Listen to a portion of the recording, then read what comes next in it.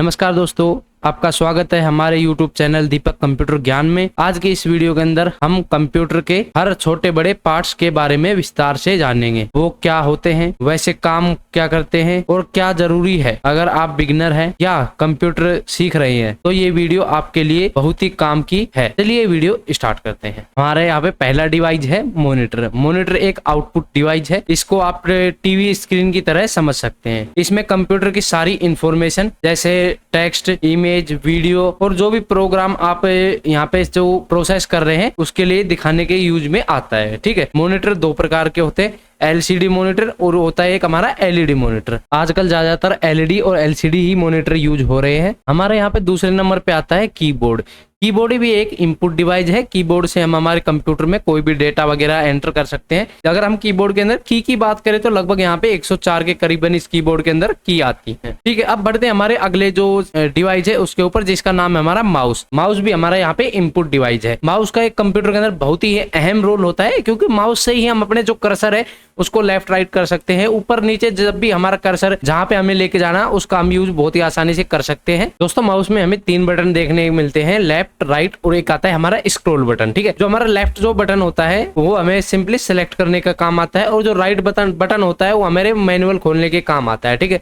और जो बीच वाला जो सेंटर में होता है, जो स्क्रॉल बटन होता है, उसका काम होता है हमें जो डेटा है उसको ऊपर नीचे के काम आता है। आजकल वायरलेस और ऑप्टिकल माउस का ज्यादातर यूज हो रहा है आज के टाइम में। दोस्तों, हमारा अगला जो पार्ट्स है उसका नाम है सीपीयू। सीपीयू का अगर फुल फॉर्म की बात करें हमें, उसका फुल फॉर्म है सेंट्रल प्रोसेसिंग यूनिट। इसको हम कंप्यूटर का दिमाग भी कह सकते हैं। और दोस्तों, दिमाग बहुत गर्म होता है, तो गर्म होने के कारण इस प्रोसेसर के ऊपर हम फैन लगा के देती है कंपनी, जिससे इसका जो टेम्परेचर है वो मेंटेन रहे। जो भी हम प्रोसेस करते हैं सारा इसी के थ्रू होता है। जो भी हम इसको कमांड देते हैं वो सारा प्रोसेसर के थ्रू ही होता है। ठीक है। सीपीयू कैबिनेट में मदरबोर्ड के ऊपर लगा होता है। तो दोस्तों, अब चलते हैं हमारे अगले डिवाइस के ऊपर। अगला डिवाइस है हमारा रैम। रैम की अगर फुल फॉर्म की बात करें, रैंडम एक्सेस मेमोरी इसकी जो फुल फॉर्म है, यह एक टेम्परेरी मेमोरी होती है। रैम भी हमारे जो मदरबोर्ड है उसके ऊपर लगी होती है। अब इसका काम क्या होता है, जैसे मान के चलो आप कोई भी एप्लीकेशन ओपन करते हो या फिर कोई भी प्रोजेक्ट आप ओपन कर रहे हो, तो ये सारा रैम के थ्रू ही लोड होता है। कंप्यूटर में भी एक रैम का ही बहुत अहम रोल होता है। अगर किसी कंप्यूटर में रैम जो है वो खराब हो जाती है या फिर उसमें लग नहीं रही, तो आपके जो स्क्रीन है उसमें कोई भी आउटपुट दिखाई नहीं देगा। तो जो रैम है ये एक टेम्परेरी एक्सेस मेमोरी है। तो जैसे मान लो जो भी आप प्रोसेस करते हो वो उसमें फीड हो जाता है। वो टेम्परेरी का मतलब कुछ समय के लिए फीड रहता है। जैसे अपन जो कंप्यूटर है अपना वो रीस्टार्ट करते हैं, वो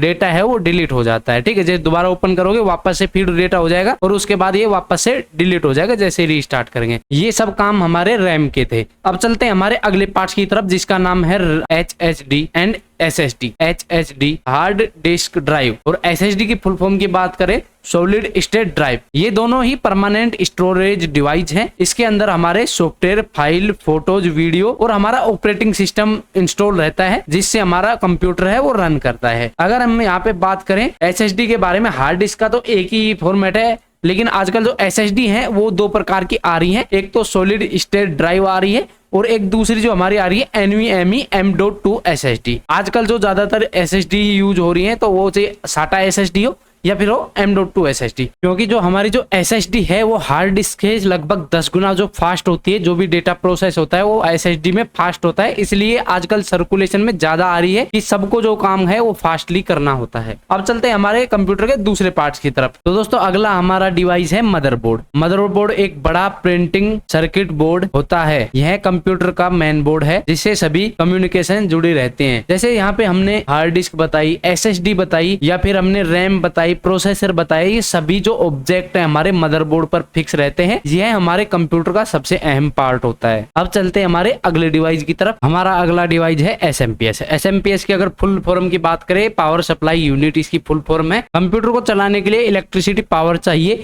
और जो हमारा SMPS है वो हमारे अलग अलग वोल्टेज, हमारे मदरबोर्ड वगैरह या फिर ग्राफिक कार्ड हमने लगाया उसको, या हमारी SSD वगैरह हुई, उन सभी को अलग अलग वोल्टेज प्रदान करता है, जिससे हमारे सही से जो जितने भी इंप्लीमेंट्स हमने लगाए हैं वो सही से काम कर पाते हैं। तो अब चलते हैं हमारे अगले डिवाइस की तरफ, जिसका नाम है कैबिनेट। कैबिनेट एक बड़ा बॉक्सनुमा ढांचा है, जिसके अंदर हमारे मदरबोर्ड, ग्राफिक कार्ड वगैरह सब आसानी से फिट हो जाते हैं, और उसके अंदर जो भी हमारे पार्ट्स होते हैं उनको धूल और नमी से बचाने का काम करते हैं। जो हमारे जो पार्ट्स हमने इसके अंदर लगाए हैं उनको भी सेफ्टी प्रदान करता है, जिससे उन पे कोई नुकसान ना हो। यहाँ पे हमारे कैबिनेट है, कैबिनेट के बाहर की तरफ हमें यूएसबी जैक, ऑडियो जैक और पावर बटन वगैरह जैसे पोर्ट भी हमें देखने को मिलते हैं, जिससे हम बहुत ही आसानी से उन पोर्ट का एक्सेस कर पाते हैं। तो दोस्तों यहाँ पे हमारे बहुत से पार्ट्स मिसिंग है, लेकिन हमारा जो कंप्यूटर है इसी प्रोसेस के अंदर आप बहुत ही आसानी से यूज कर पाओगे। अगर आप एक्सटर्नल जो भी चीज अपन लगाना चाहो, जैसे मान के चलो स्पीकर हो गए या फिर प्रिंटर हो गया या फिर आप माइक वगैरह, एक्सटर्नल माइक वगैरह इसमें लगाना चाहो, वो चीज ही आप बहुत आसानी से कनेक्ट कर सकते हो। उसके बारे में ज्यादा डिटेल में बात नहीं करेंगे, क्योंकि हमें सिर्फ कंप्यूटर के बारे में बेसिक जानकारी बतानी है। तो दोस्तों हम उम्मीद करेंगे आपको कंप्यूटर के बारे में बहुत सारी जानकारियां पता चली होगी, कंप्यूटर में क्या क्या पार्ट्स होते हैं और उन पार्ट्स के क्या क्या काम होते हैं।